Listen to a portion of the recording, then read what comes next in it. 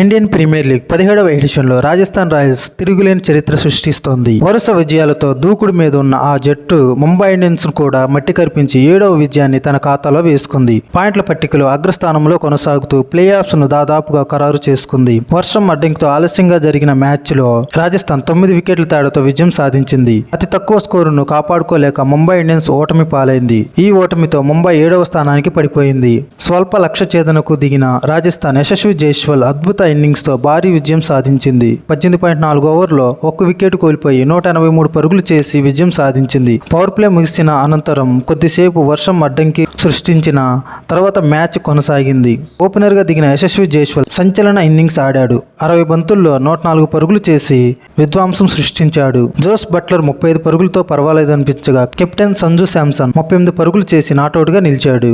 బ్యాటర్లు చేసిన తక్కువ పరుగులను బౌలర్లు కాపాడుకోలేకపోయారు. పీయూష్ చావ్లా 1 వికెట్ మినహా మరెవరు కూడా 1 వికెట్ కూడా తీయలేకపోయారు. మరోసారి ముంబై ఇండియన్స్ బౌలింగ్ ను పేలో ప్రదర్శన కొనసాగుతోంది. ఫీల్డింగ్ లో తప్పిదాలతో ముంబై భారీ నష్టాన్ని చవిచూసింది.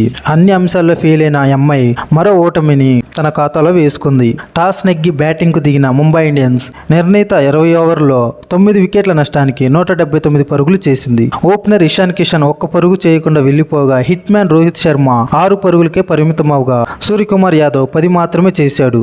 ఈ దశలో తెలంగాణ ఆటగాడు తిలక్ వర్మ సంచలన ప్రదర్శన చేశాడు. జట్టు కష్టాల్లో ఉన్నప్పుడు తనదైన బ్యాటింగ్ తో ముంబైని ఆదుకున్నాడు. 45 బంతులు 65 పరుగులు చేసి జట్టు పరుగును కాపాడాడు. మహమ్మద్ నబీ 23 పర్వాలేదనిపించగా నేహాల్ వదేరా 49తో అద్భుత ఇన్నింగ్స్ ఆడాడు. కెప్టెన్ హార్దిక్ పాండ్యా 10 పరుగులే చేయగా మిగతా వాళ్ళు తక్కువ స్కోర్ చేశారు.